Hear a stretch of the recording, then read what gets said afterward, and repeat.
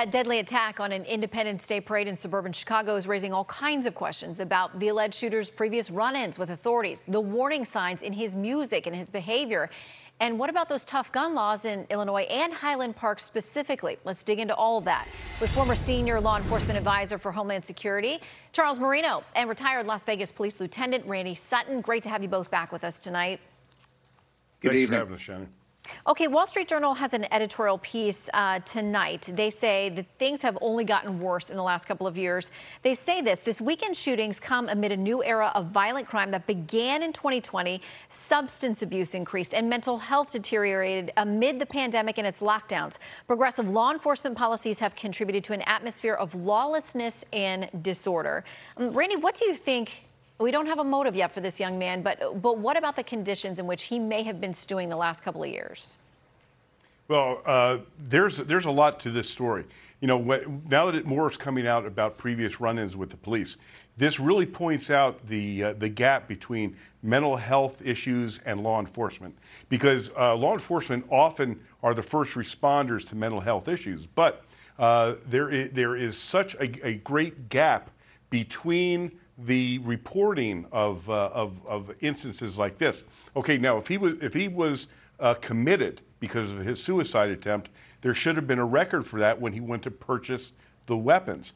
There was also, of course, when police responded and removed that collection of knives, and there was no flag on this. So I think that this shows that there are some serious issues here that we need to close that gap within law enforcement and mental health. Yeah, and Chicago Tribune reporting about this, talking about the previous suicide call attempt and also taking away these knives and daggers and things, as his family said he was threatening to kill everybody, says the shooter posted online videos under the name The Awake Rapper, some with chilling references to violence. In September 2019, family members reported he threatened to kill everyone. Police notified Illinois State Police of the matter, but otherwise didn't have probable cause to make an arrest, authorities said. So, Charles, how does this work when somebody, you know, allegedly the family speaks up, they do the difficult thing and say he's threatening to, quote, kill everyone, but there's no way to arrest or follow up from that point? They did take the weapons that he had at the time, the knives and the daggers. Yeah, it's a complicated process, and you want to remove the family as much as you can from being the ones that actually have to press the charges, for example. So that's why law enforcement, if they feel that the suspect at any time was a threat to himself or others, they could have involuntarily committed him to a mental health facility.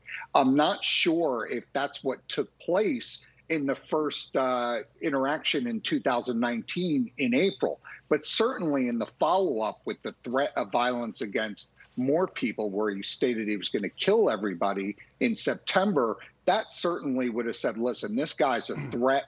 We need to get him involuntarily committed. But if you look at the path to violence that this suspect took, it always starts with some type of a grievance. Then you see it develop into an ideation, which we see in his videos and his music and other writings. And then it goes into the planning stages, the preparations, and ultimately leads to the attack. So we see this suspect, based on everything that we're learning, following this path to violence that he took almost to a T.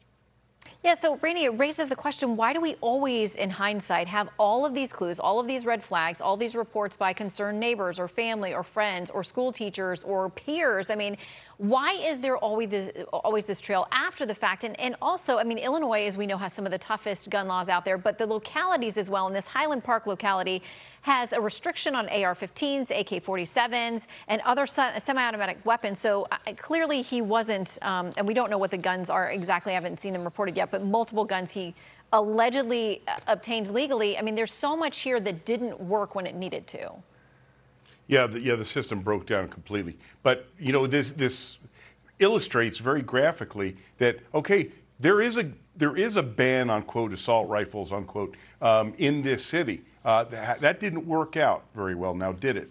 Because the reality is this, that as long as there are people that are committed to a violent action, those people are going to obtain weapons. You know, and one of the things that we're not talking about, although I believe we should be, is that the mass shooting events that have occurred in Chicago alone, where you have 2, 3, 6 people shot, and it's not related to terrorism, it's related to crime, it's related to gang crime.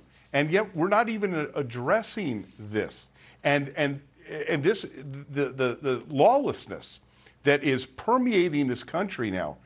You just gave a few brief highlights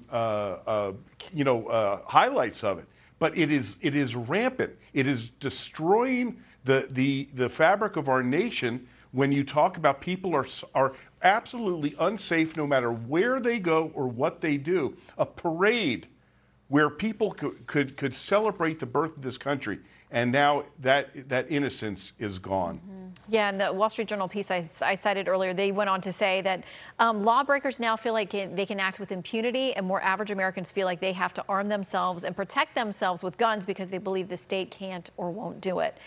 Charles and Randy, thank you very much for your insights. Please come back. Thank you, Shannon. Thank you.